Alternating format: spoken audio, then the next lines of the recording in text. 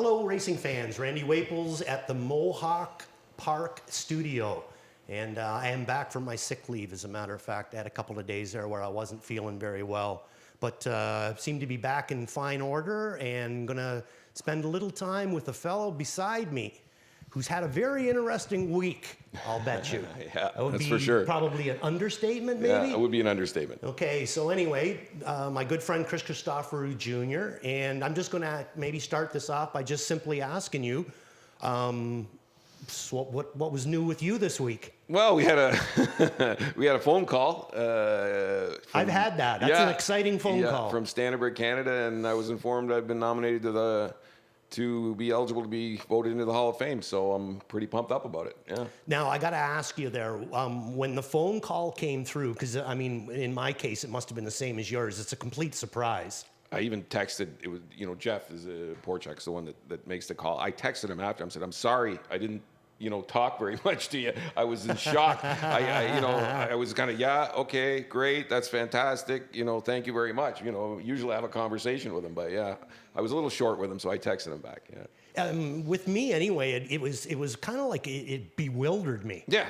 You know what I mean? Because you grow up and you race in this business, and I have a tendency to put the guys ahead of me, like, the Condors, the Brownies, the Gales, the Wallies, the Trevor Rich, like all these guys, I put them up above me. And then when they all of a sudden you get that phone call and they say, hey, we're going to give you a key to the club. Yeah. I was kind of like in a bit of a deer in the headlights, a little bit bewildered. Yeah. I kind of looked at it where it's like, the best driving colony this country's ever had. And you're invited, and maybe you're gonna be lucky enough to get in. So I'm hoping. I got my fingers crossed. Well, I'm sure that if it's not this year, it'll be a year coming soon anyway, because the numbers don't lie; they speak for themselves.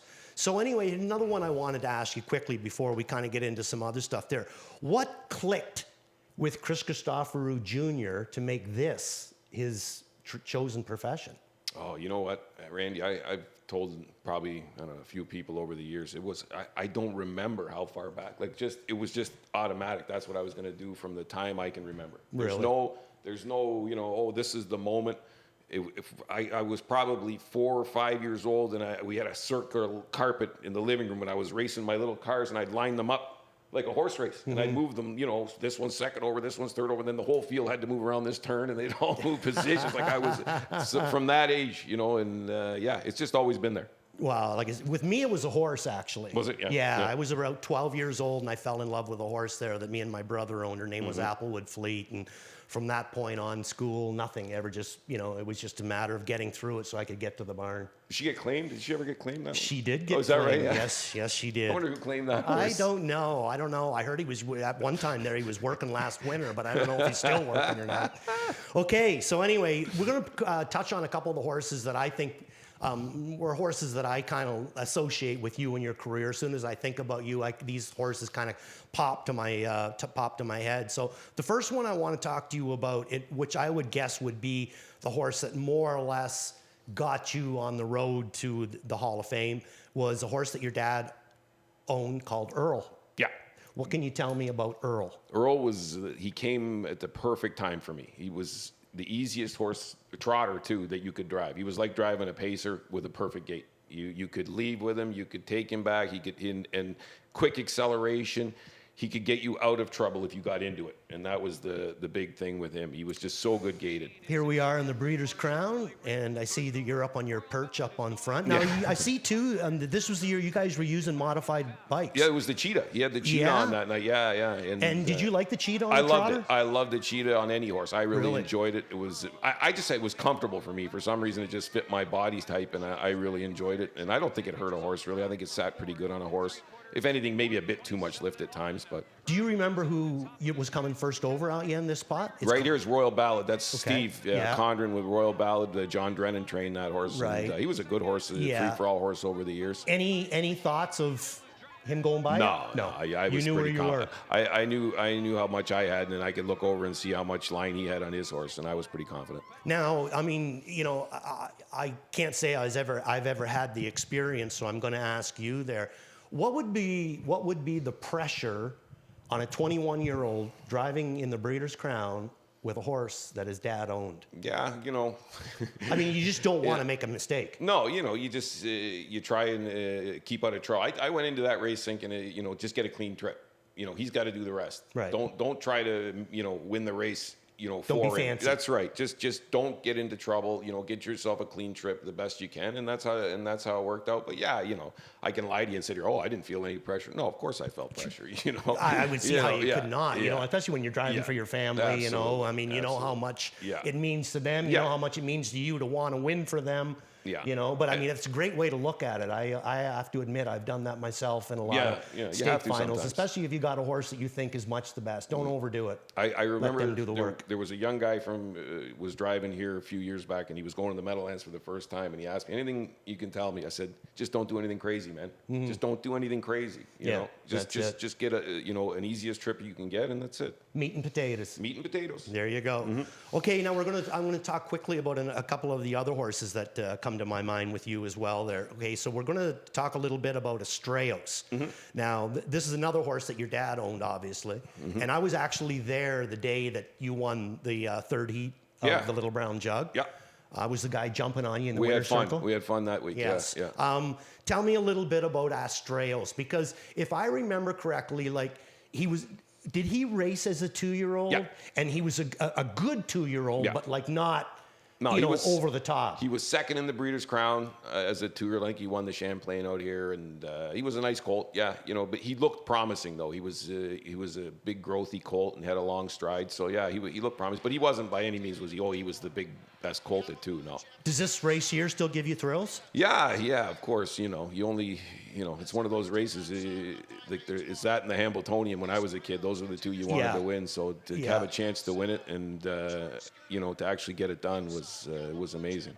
And I think the other thing too that people don't necessarily bring into it, and it's what I brought into it any time that I went to Delaware, is the fans. Yeah. Oh, like this has got to be without a doubt the biggest crowd that you ever want to race in front of. I mean, I know you raced in the elite lot, and you said it was a huge crowd there, but you didn't win. I didn't win. So this, I mean, you're basically listening to these people scream as you're coming down the lane. This right here was fantastic because there was only a few horses in the field. It was, in the race office, it was a short field, and I had a ton of horse here, and I knew I had behind me. I just had to keep them there for a little while. And yeah, you could hear the crowd here in the stretch. It was fantastic. You can hear it. It was on the replay. it was quite a day. I'll tell you that. Wow, that's like I said, I was there that day. It was a great time. Yeah. Your dad must have been so incredibly happy. Like just another family horse. Yeah, we were lucky. Yeah, had a couple of really nice ones over the years. Wow. Okay, and now another one that I want to touch with you briefly too, that kind of got you on your road to the Hall of Fame nomination, is a horse that you raced in the TROT Mondial at Bluebonnets, but at Hippodrome Montreal. But you also drove this horse quite a bit, and that's a horse called Super Grit. Yeah. What can you tell me about Super Grit? Because this is one of the few horses that you've drove that I don't really know much about. So what can you tell me about Super Grit? He should have won the Maple Leaf Trot. I got him into a bad spot. We were third over, and I think Arva Crestagogo pulled first over or second over, whatever it was, and he stalled out there, and I got into trouble with him, and I couldn't get him started up in time.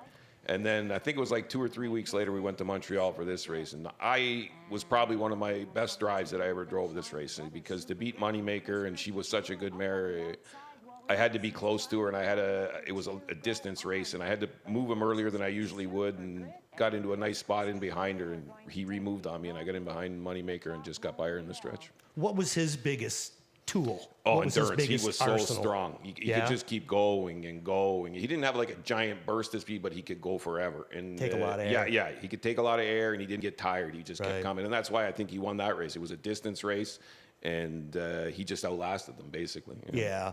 Now, anytime that I've gone to Montreal, and just on a quick note there, anytime that I've gone to Montreal, whether it was for a driver's competition or a big day of racing, man, they do it up well. Oh, did they put on a show? Oh, unbelievable. Unbelievable is right. Yeah, it was nice. Yeah. What a shame, What a shame. I wish it was still there. Yeah, me too. Okay, well, listen, we got a couple of questions for you if you feel up to answering them. And the first one's going to be from a famous announcer, and that is Mr. Shannon Sugar Doyle.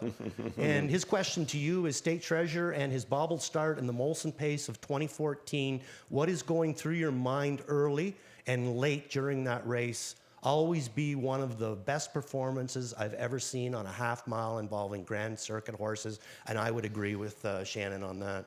Well, you know, if people don't know, when he had the rail, and when we left, he was so keyed up to leave, and Doc wanted to leave with him. You can see him here. He was doubled up a little bit, and he was on the left line, and he just made this little bobble right here.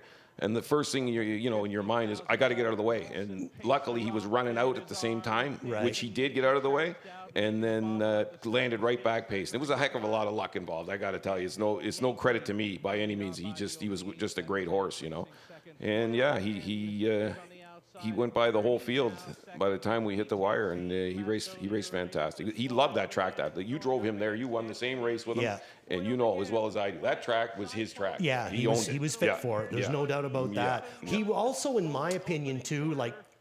You were just talking about super grit, that he didn't have, you couldn't just turn the speed on. Yeah. This guy, you could. Yeah. Oh, like, have you sat behind many pacers that are like faster than him? I don't know. The only one that I ever sat behind that could really snap like him, and I only qualified him. I qualified him a couple times for Dave when he had to come back from the States, was He's Watching. And I mean, he could snap that horse. For a piece, he had tremendous speed for a short piece. But, you know, State Treasure was the same kind of horse that way. Yeah, and tough. State Treasure had some toughness to him. He did, he did. He did have some toughness. And he wasn't a big horse either. No, he wasn't. No, he wasn't. And he had to be tough there with who's training him. Yeah, absolutely. Good to see you, Doc. Yeah. So another question we got for you too, and this is coming from Larry Balkwill.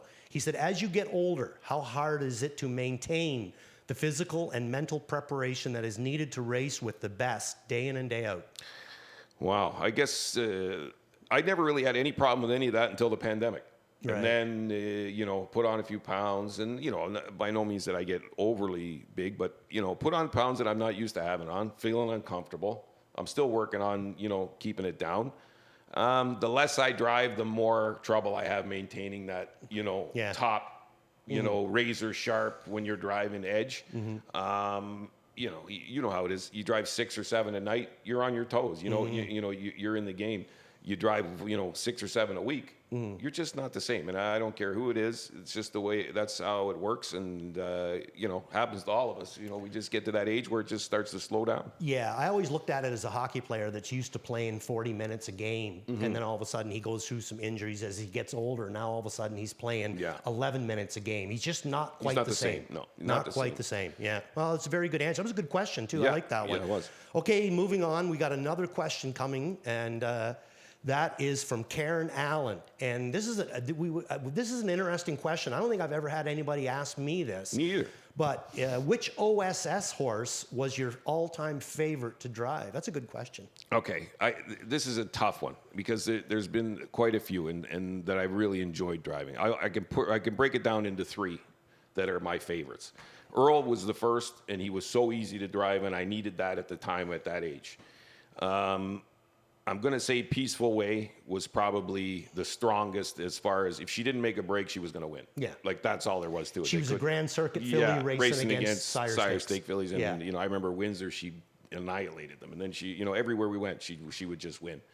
And I'm going to say Dustin Jones's little horse, just because he tried so hard. It was a horse named Don't Rush, just a few years back. It's not that long ago. And, I mean, he was a tiger. You could race him on the front, the back, anywhere you wanted. And he was small, and he won both super finals at 2 and 3, and he won some golds along the way. And he was just a really nice little horse. Oh, yeah. We got one more question came in from a contemporary, a competitor of yours. Mr. Robert McClure wants to know... Have you ever refused to give an autograph? This is a blatant lie that Bob McClure likes to say when he was a kid, that he came up to me and asked for an autograph, and I told him, "Oh, that's not even the race," or whatever.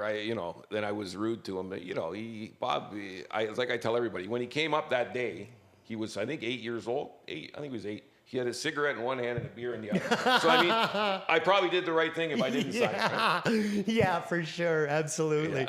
Yeah. Speaking of great drivers, by the way. Yes. Bobby can drive one with anybody. Yeah. I love him on trotters, too. Yeah, he's fantastic. He's got good hands. He's very good. Quickly, I just wanted to throw a couple real quick ones at you there. I'd like to hear your thoughts on No Control. I know you've seen him race. Yeah.